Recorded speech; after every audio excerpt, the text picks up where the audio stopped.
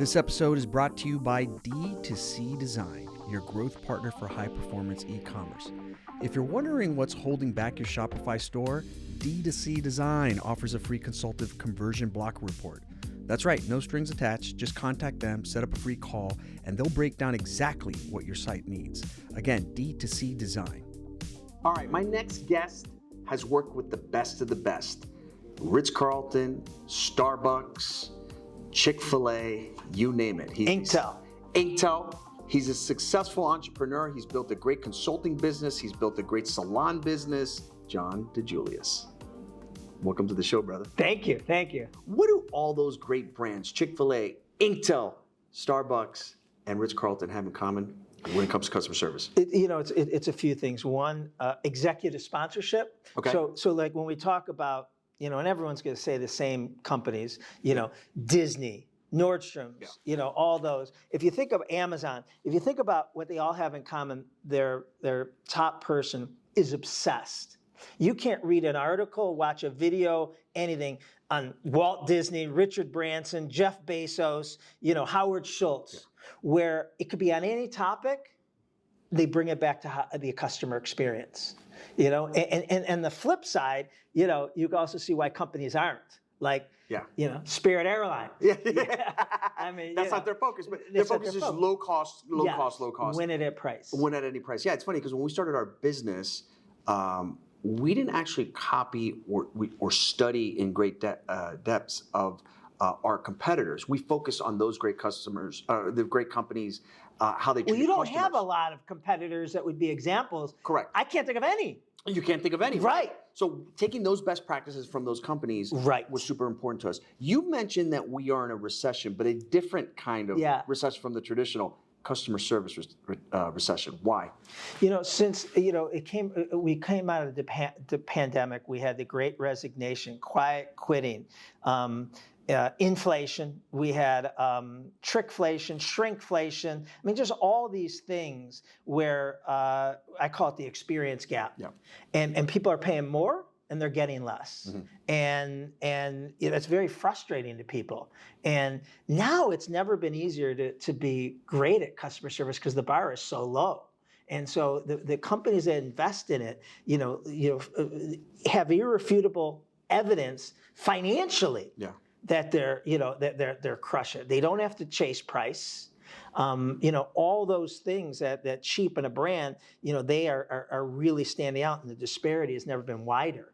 What are companies that are doing it right today after in the middle of a customer service recession? What are they doing right?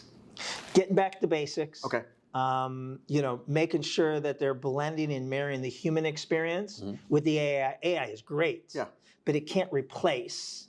It has to, a supplement. Yeah. And I think that's great because it's taken a lot of the minutia off jobs that people, don't want to do, but then allow for that human experience when it's needed to show you empathy, to help make a brilliant comeback if we screwed up an order or whatever went right.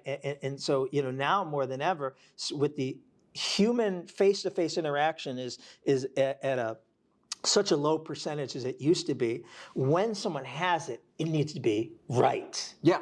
Because you're not having many anymore. No, and so it's funny because one of our KPIs the last 2 years has been FaceTime, and we track it every month. So how often are we going to see customers? Love that. Going to dinner, lunches, creating unique experience, taking a ball game, whatever. Most companies have either scaled back on their travel or they've fallen into this Zoom. Yeah. It's easier. I'm just going to do a Zoom call. Like, no, we are going to go see you. We're going to spend time with you. We're going to get to know you. You know the value of breaking bread, right? So a 45-minute call, all the follow-up little conversations, and they... It's the innocuous conversation. Correct. And I also... That's the goal. What I love about this that I already want to take back and rip off is FaceTime with employees. Yes. Because it's the same thing, right? When we're on a Zoom call, whether you're a client or you're a coworker of mine, all right, it starts at 11. We got an agenda. Correct. And I got another Zoom at 11:30. Yeah. Right? And there's not. But you go back to what I call the Keurig conversation. Yeah, the water cooler talk. We had it before we started this. And how many rabbit holes did we go down that we got excited about baseball and this and this? And I say relationships are built in the rabbit holes. 100%. Before we get started, and you tell me about something you're struggling with, and so, dude, I've done that before. I can help you with that, or vice versa. Correct. Or that's where I have a client. I'd love to introduce you to. Oh, could you do that for me? Yeah. Or something with my kids. Whatever. You don't. Those innocuous conversations have disappeared before. And I used to say, like, before the pandemic, before we had to go, for a short time, virtual, I had employees that got better offers, that they would turn down because they knew I wasn't just a boss. I was someone I cared. I was at their wedding. I was, I found out they were struggling. But then during the pandemic and like that stuff, and that disappeared, I got really vulnerable because I wasn't there for that. I wasn't finding out that they're having a situation with their daughter and she's, and when you don't find out about that, you are just a boss. And then you might as well be the cheapest or the best paying, $1 an hour, or evenings and weekends off, or work from home. That becomes more valuable because you're not demonstrating a difference as a human being. Yeah, it's 100% true. That little special factor, you lost it because you weren't proximity. Proximity is power. You talk about Tony Robbins, and it is so true. Recent college grads, if I had to give you one piece of advice, is do not take a job working from home. You need to be in the office. You need to be observing. You need to be networking with your coworkers. Like, you have to see how things are handled real time, in person, not on a Zoom call. My first jobs, I'm in my 20s, right out of college. And it would be Friday, and I'd be the new awkward guy, and you'd come up and say, "Hey, John, on Fridays we always go across the street to happy hour." Yeah. Oh, and then and like you said, my wedding, those guys, my first job, they're still my friends today. Isn't that crazy? But think about these kids who, a lot of them had to go to school from home. Right. And their first jobs or all their jobs are from home.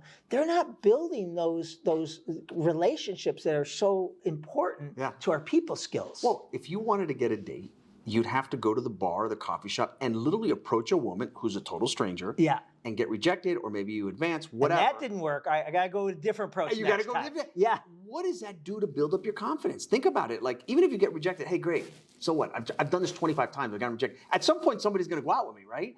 Today, that's not the case. Do you follow like Scott Galloway? He's great as far as what's going on with young men. He's writing a book that's coming out about young men in November, and that's where half my statistics came from this morning. But how they're lonely. Yeah.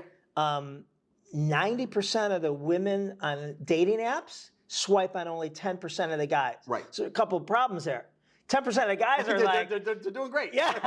And I don't have to be nice. Correct. And then, the 90% are depressed. They're lonely. Yeah. I see it. My son, great kid, great personality. Yeah, he's me, right? Younger. Yeah. And I'm like, "Oh, why are you dating?" He's like, "Dad, I'm not 6'2". And, I never realized, this is going to sound funny, I never realized up until a few years ago that my height was was supposed to be a disadvantage. Yeah. Right? And so I watch these videos where it says they interview a young girl, and a young girl to me is 30 and under. Yeah. He's got to be 6'2". Yeah. He's got to make $110,000. He's got to be in shape. Blah, blah, blah. It's all nonsense. And then they say, what percentage of men do you think that is? 35 and under, blah, blah, blah. And they say, 40? 4. 4, yeah. Oh, yeah, for sure. And so I asked my girlfriend, I said, because I never thought about it. Yeah. Thank God I was at a disadvantage. I thought I had a shot at everyone else in this bar, right? And I said, if we were on a dating app, and I was relatively honest about my height, which means I'm still lying 4 inches, right? And I said, would you swipe right? And then this is someone who loves me. Yeah, right. She really thought about it, and she said, no, I wouldn't swipe right. If I was just looking at criteria, So I put a ring on it. Right. I'm like, I can't. But think about all the missed opportunities because they get caught up in the nonsense. Kindness, charisma, good family guy, smart, fun. Yeah. No, it's rather silly. So bring it back to our business. Yeah. Their relationship disadvantaged because they don't know that. Right. And so we can't skip this generation. No. But we have to put the people skills training in them that they don't have. It's like a vitamin employee shortage. Right.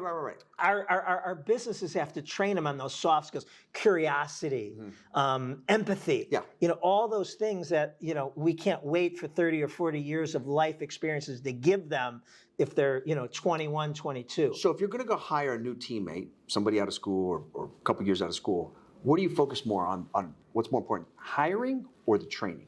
So I mean, both are critical. And I would say 51%. And people, I don't think hear me when I say this, because when I say the training and culture that you bring them in is 1% more important, and they're like, "What?" I'm still saying it's 49%. Yeah, it's super important, right? And we can get back to the what we should be looking for in the interview process. But the kid that's crushing it at Chick-fil-A right now worked previously at a job, and he was just showing up a second before punch-in. Yeah. He wasn't bought in, and Chick-fil-A and the Ritz-Carltons will say, we hire from the exact same labor pool our competitors are, and we're not paying them anymore. Right. But it's what we do, we get them, and it's that pride and the purpose. And purpose isn't saying, on orientation, this is it's saying every day. Right. And congratulating, and I want to tell you how Tom, really lived, and this is what he did for a customer. And then we get FOMO, like, I want to be Tom. Yeah. I could have done that. And it's just that I call it TOMA, top of mind awareness, of constantly reminding you the type of culture we have here. Yeah, and your definition and my definition of world-class customer service might be a little different. Right. And to spread that around 200 employees, right. And you've got this a 19-year-old, from Alabama, Cleveland, Miami. Totally different. Right. Yeah, totally different. Right. So we have to remove personal interpretations and say, listen, if you're going to work here, this is what's important to us. Like, you'll never get in trouble for something you do. You only get in trouble for something you don't do. Right. And that's not for everyone. And people will be like, dude, I just want to answer some phones. Yeah. Hey, that's okay. Yeah.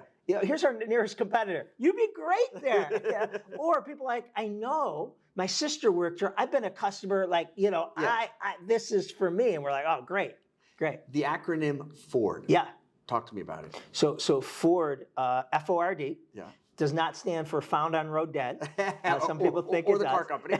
Yeah. So what we talk about is, to build an instant rapport with a client, with an employee, with a stranger, an acquaintance, whatever. I have to turn it off of me, which is a hard urge, because everything going in my mind. Yeah. My flight was delayed last night. I didn't think I was going to get here, right? Bo got in trouble again, heard from his coach, and I'm dying to throw up on you when you say, John, how are you? Yeah. But that's not going to build a relationship with you. So a technique that a lot of our clients we use is, when I'm talking, to focus on two or more things of learning your Ford. Yeah. Family. Is he married? You got married at 41, right? And you don't have kids, right? But it's picking up on those things. Occupation, what does he do? Who's he do? What's his title? How long has he been doing it? Recreation, right? You're into fitness, it's obvious. No, of course it's obvious. Right. But ask, what do you do? Do you lift? Do you run? Are you a marathon? Yeah. They coach little league, whatever. And then dreams. Yeah. And these, in certain, they a lot of times we have to collect them, for like if we're for your job, where do you work, and you collect it. But they just come up in innocuous conversation. And a lot of times we have to ask, because you're like, hey, John, I only have a half an hour, just want to let you know, because I have to go pick up my son. Yeah. I have, to train for, my long day and my marathon. People share, but we're kind of ducking and bobbing and weaving. You're throwing this great Ford at me, but I'm, focused on the sale. Right. And I'm ducking because you're like, it's our anniversary next weekend. Can we move our call a week back? I'm like, damn it. I'm not going to close the sale before the end of the month. Well, he told you he has his anniversary, and he told you they were going to Maui. Yeah. I think I'll have something in his room. That's exactly right. Waiting for him and his wife, and he's not going to remember telling me. How does this guy know it was because it came up so innocuous? Listening's a big part of it. I think people they're always either focused on what's the next answer I'm going to give you, or I'm going to share my shared experience. When the reality is, everybody has the same favorite subject, and it's themselves. And they love to talk about themselves, even though they go, I never talk about them. Right. When you really start to think about it, they start to And if you listen, they're going to give you the answers to the test, or they're going to give you great information that you can use to provide a greater experience to them. But you got to listen. You got to take notes on it, and you got to have the follow-up skills to provide. And in one of my books, The Relationship Economy, I have a whole chapter on listening. And before I did the research, I would have told you, I think I'm a 6 on listening. Yeah. And after I did the research, I was a 1. and so some things I got from this is, number one, the myth of being a good listener is being a sponge. Just let you talk. Yeah. And I once in a while give you some ahas. Yeah. They say that's not being a good listener. A good listener is amplifying. Yeah. Wait, tell me. Double click on that. How did you get in there? Yeah. Like, of all things, how did you find, and you extend the energy, the height, rules I've learned. If you ask a question and don't answer 2 to 3, odds are you weren't listening. Or I only asked a question. Hey, how was your weekend? Yeah. Do you want to know what I did? Yeah. Because I was dying to tell you. Yeah. Some other really good thing. Listen like you're wrong. Okay. Like that's awesome. Listen like you're wrong. Give me an example. Like what? Politics. Yeah, sure. Sports. Yeah. Whatever it is. Or you're a customer that wants to tell me we screwed up. And, I preach this stuff, but my knee-jerk reaction in my head is, wait a minute, right? You don't understand. Shut up. Listen like you're wrong. Yeah. See it from their point of view, and it changes a little bit. It may not change, your opinion. Yeah. I may now not vote the other party. But why, take a second why to is a listen guy who's as smart as you, there's got to be a reason. You're not an idiot. Yes. Why do you think that? Why do you think the world's flat? Why do you conspire? Whatever it may be. Correct. There's listen like you're wrong. Oh, and don't defend your ideas, explore new ones. It kind of goes with the same thing. Yeah. But it's helping, trying to find out why someone feels this way is important. I think that's the big political disconnect on both sides, right? Yes. We're like, you voted for so and so. Yeah. That's kind of odd. Why? And then you just start to peel it back, and you kind of understand. You go, oh, okay. And I think that's the in 2016.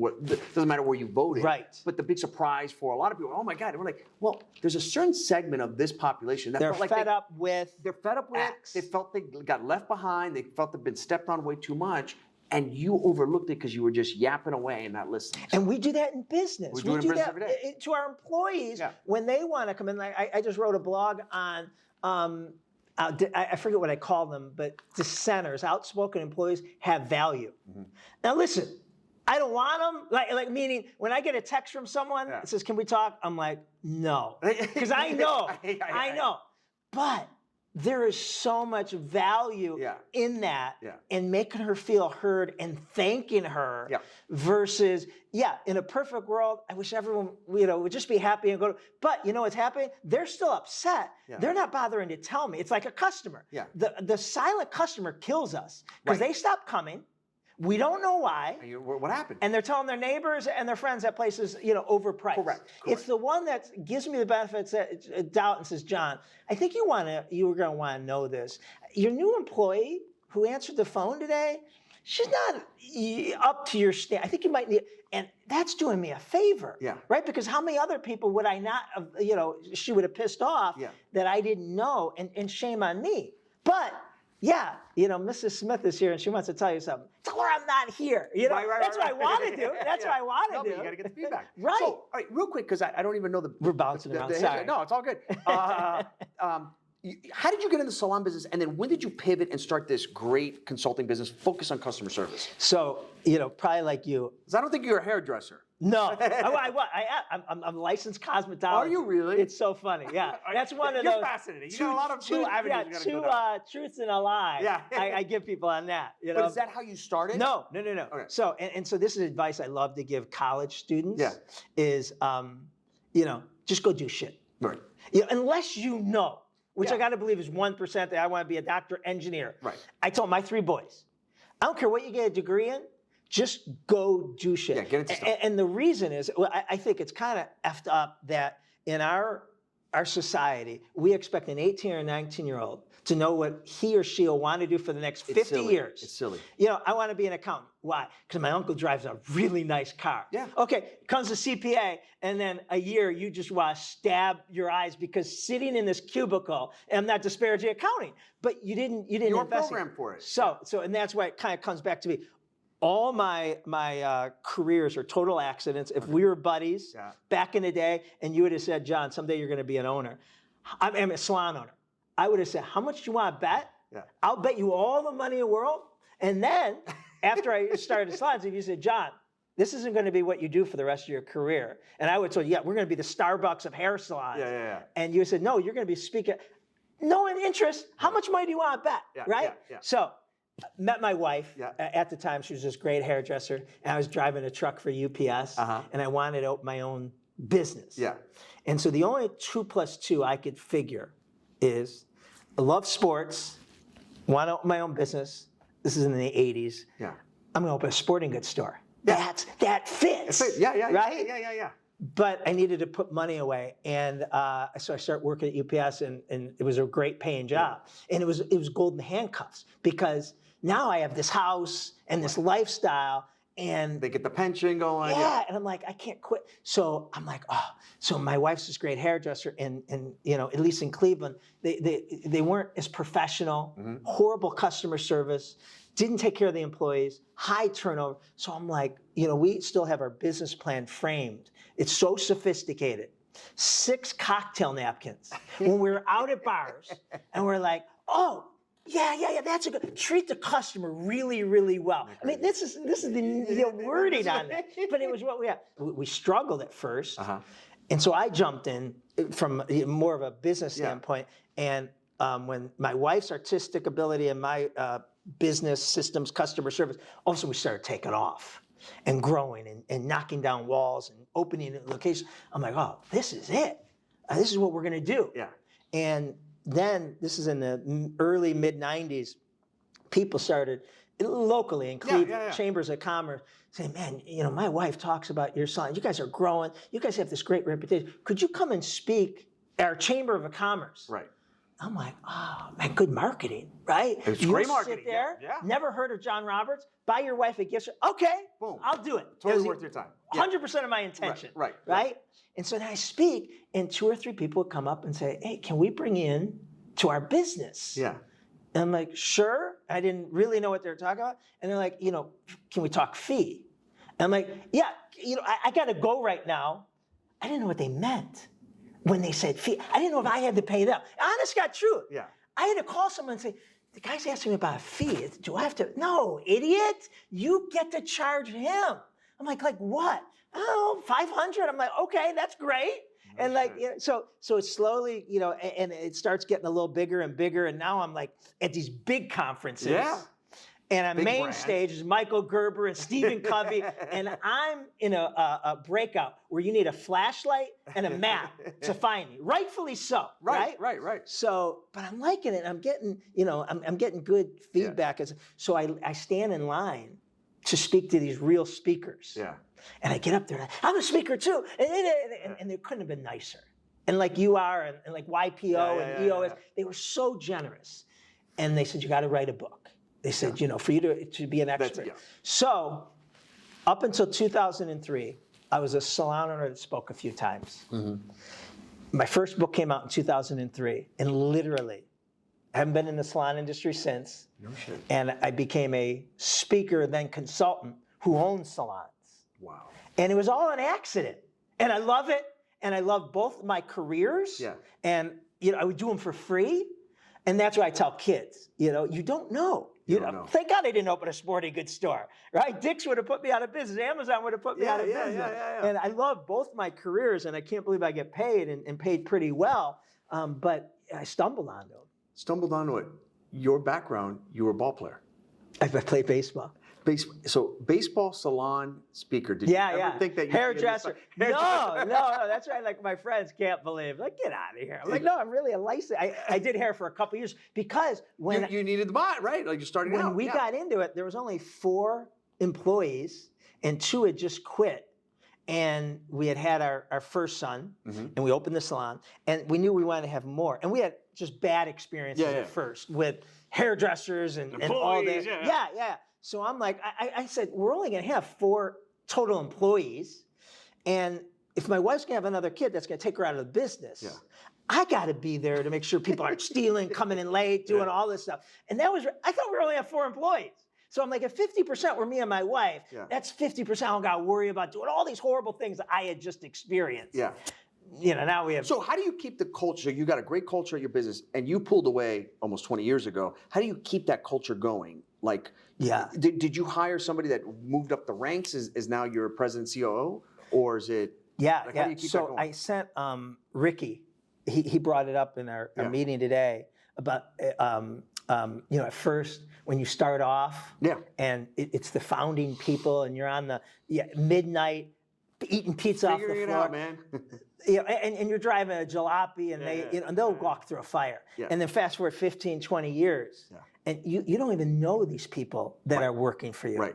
And so there's a great article in Harvard Business Review 20 years ago called "The Soul of a Startup," and it says every startup loses its soul. And people say, it's not like it used to be. And so it talks about how to avoid that. And obviously, the founder, Richard Branson, Jeff, they can't be in the warehouse like they were day one. You got to replace people who's next, that they're reporting to, that can get as close to the passion that you do. And I really have that. So I got a managing partner that has run the salons for the last 25 plus years. And I got managing partner of the DiJulius group that runs that. I don't like to lose sleep at night. It's their job to lose sleep at night. But they're rewarded for it. But I will tell you, with these people, when we have our meetings and stuff, they make me feel guilty. Because I'm like, man, you really, like, they're into this. And sometimes I'm like, shame on me, and they have what I had. And I'm so proud of that. And it's hard, but I reward loyalty, and I feel you can teach the rest. And that's what they gave up jobs back in the day that they definitely could have made more, on the promise that they were getting in with me on the ground floor, and this is where we're going to go. And thank God it worked out. And today they've been rewarded for it financially and in other ways. But back then when they took the job, I'm like, I'm thinking, you really believed me? These are just pictures on the wall, right? Of salons all over Cleveland. I didn't really mean that. And then I was like, shit, I got to do this now, right? I mean, because they believed in it. And they're like, okay. Let's do it. And, and they left, good, better paying jobs than I could afford them. Wow. And that just, I did lose sleep at night over that because, I did not want to be that guy that blew smoke. And say, sorry, it didn't work out. They believed in you. They believed in what you were saying. They knew you were an authentic guy that wasn't full of shit, blowing smoke up their ass, that you were going to deliver as long as, they did their part. And they did. They did. What are 2 or 3 things that a company can do in the next 30 days to improve their customer service? Just sort of basic stuff that you see people get wrong. So number one, you got to remove personal interpretations, and you kind of alluded to this. So if you tell everyone, I want you to go out and deliver genuine hospitality, that means 100 different things to 100 different people. You define it. What does genuine hospitality? In my world, it's the 5 E's. When someone walks in the door, eye contact, enthusiastic greet, ear-to-ear smile, engage, educate. I can measure that. I could watch you work at the front desk, work in whatever business we're in, and someone walks in. You didn't do the 5 E's. You didn't make you were still typing on the computer and say, hey, welcome to, whatever, or that wasn't genuine. There was no enthusiastic greet. We talked about this earlier. Smile is part of the uniform. If you're happy, tell your face. 100%. So something measurable. And then it can't be, annual customer service training where, I taught you this 6 years ago, a new employee orientation. Why aren't you doing it? Right? It has to be, Jim Collins says, say a few things often. Instead of saying a million things once. 100%. And probably the biggest compliment I get is if I go in and speak to my staff, they can all tell you what I'm going to say. Oh, John's going to come in and, well, we have to be the best partner our guest day. I like that.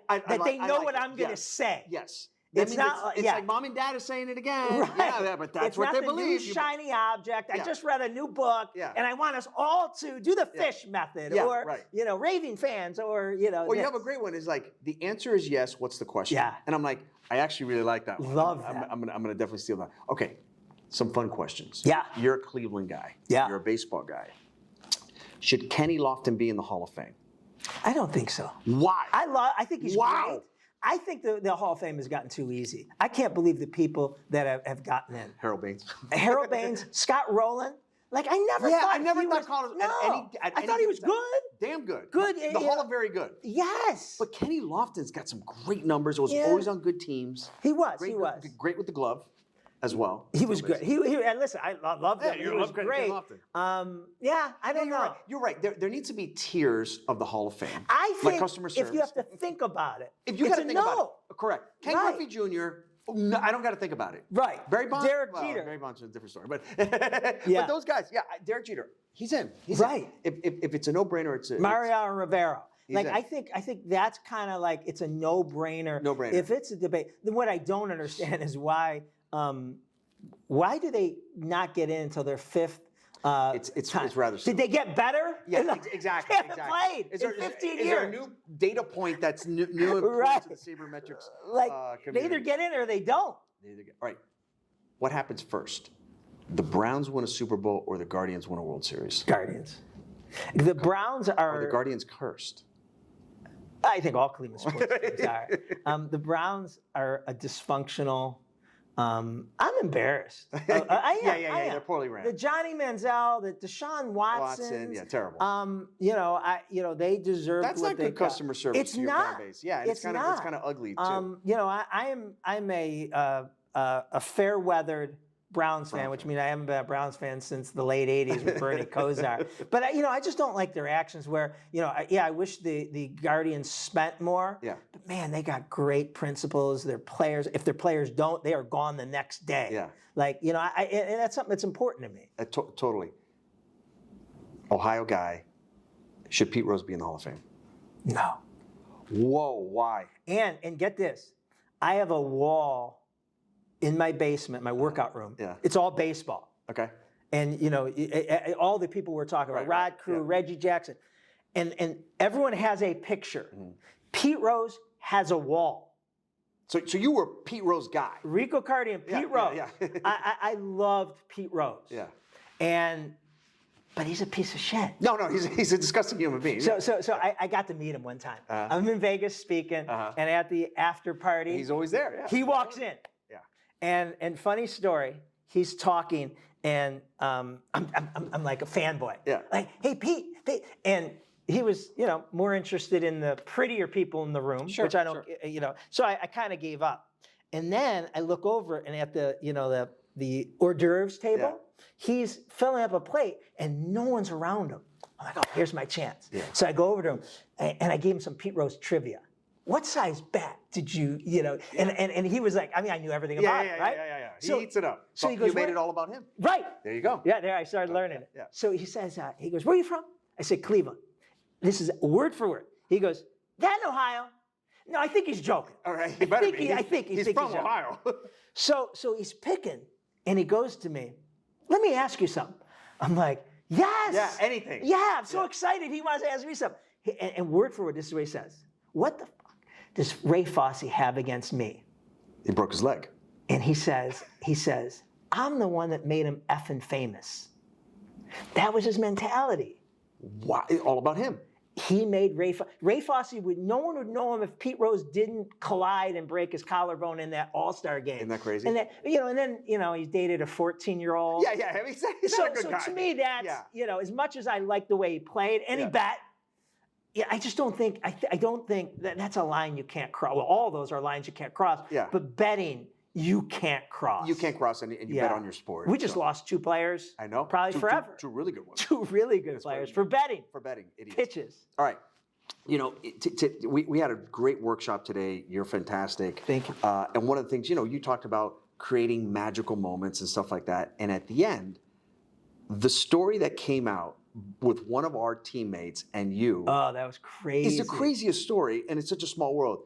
Share it on the podcast, because it blew my mind. I'm still like, what the hell just happened? Yeah, so you guys knew I played, or maybe I brought it up, I played baseball in college. It wasn't good. But I played baseball in college. I still play baseball. And you're like, oh, you got to meet Irwin? Irwin, yes. Yeah, he wasn't here yet. And you're like, he played professional baseball. I go, I can't wait. Right. So now after Irwin comes up and he's telling me, and he says, I don't know if you followed baseball a long time ago. My grandfather played. And I'm like, oh, wow, give me a shot. I don't know how long ago it is. He goes, his name was Rico Cardi. And I almost fell over. So in Rico Cardi played for the Cleveland Indians. He's your employee's grandfather. Won a batting title, great player. Yeah. In 1974, 75, 76, 77, my sister took me to all the games in Cleveland. No one went. Right. And Rico Cardi was my favorite player. And I have a tattoo, number 9, on my leg, because Rico Cardi wore number 9 for the Cleveland Indians. I got to know him because there was no competition. Like the players would come to the fans. Correct. It was a different era. There was just no one there. Yeah. We had like literally hundreds, not thousands, in the thing. Yeah. And you could yell to them and they talked to you almost during the game. And we'd walk out. And he came to my Little League game when he had a day off and coached first base. Incredible. Like it just blew my mind that this is the same. And all my sons, 3 boys, had to wear number 9 because I wore number 9. Because Rico Cardi wore number 9. And what's the thing about his batting stance? So one of these years, in the 75, 76, 77, he was in a slump. And I'm bugging him after a game. Why'd you change your batting stance? And he's like, what? I'm like, because I duplicated it. Yeah. Like if you came and watched me in Little League, it was Rico Cardi. He had his knee bent in, his elbow really high. It was an uncomfortable batting stance, but I wanted to be Rico Cardi. I didn't have the same result. So all of a sudden, I'm watching a game and his elbow isn't as high or his knee isn't, I don't remember. So after the game, I'm like, why'd you change your batting stance? He's like, what are you talking about? I said, you're not doing whatever. And he's like, dismiss. Okay. He dismisses me and, didn't think anything. And he was signing other autographs. And then a month later, he comes and I think, he had a day out. He was in the Dominican Republic for something. And he brings me this article. And it's in Spanish, and he says, he called me Buster. He goes, Buster, this is all about you. I'm like, what?